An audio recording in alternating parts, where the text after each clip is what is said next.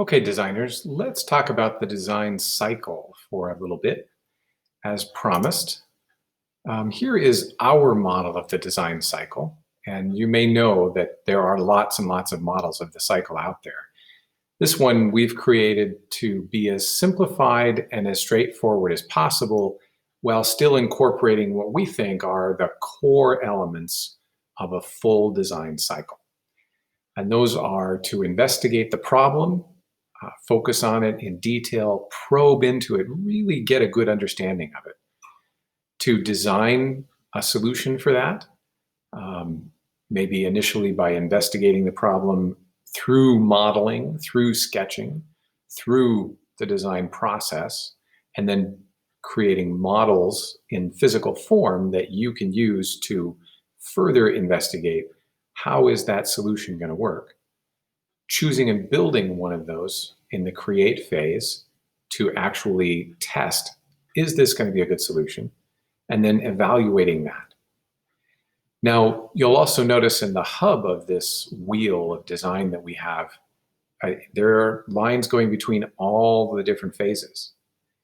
And some people get the idea from this wheel that this kind of path is the design process, that the design cycle takes you from investigate to design to create to evaluate, which could be something you do in a classroom, maybe, but really the design cycle is much more like this.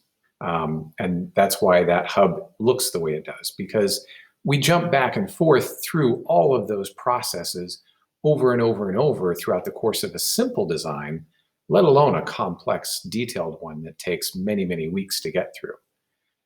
So our design process often looks very messy in the beginning, and that's okay. That's part of doing design, going through all that messy phase to investigate all the details, really probe and understand the problem, create lots of possible solutions, and investigate whether they work or not, evaluate which ones are worth going further with. And then slowly building down to the point where you find a solution you think is really going to work for that problem. That's the design cycle, going through that process of all those phases as you narrow down to a solution that you want to try. It's not just going through one little loop of that wheel. Those processes are listed in a wheel, not because that's the order we go through them in, but because it's an easy to understand model of what all of this complexity that you see in this slide looks like. Hopefully that makes sense.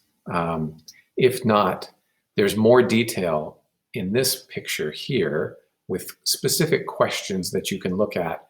And you can get to this on our site. If you look up at the very top, there's a lovely resources page that has that picture on it. So you can reference our model of the design cycle anytime you want and use those questions as prompts to help you think more deeply about your design, your cycle, your problems, and your solutions.